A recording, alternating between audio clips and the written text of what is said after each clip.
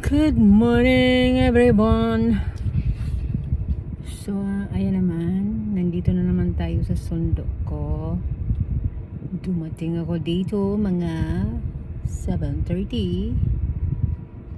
Tinawagan ko na at hindi pa lumabas. Time check 7:38. Hindi pa naman siya masyadong late guys sa usapan namin.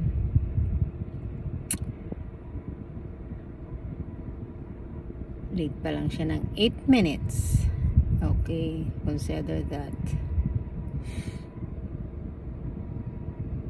Malamang sa malamang lalabas yan mga 7:40 or 7:49, 7:50 ganun.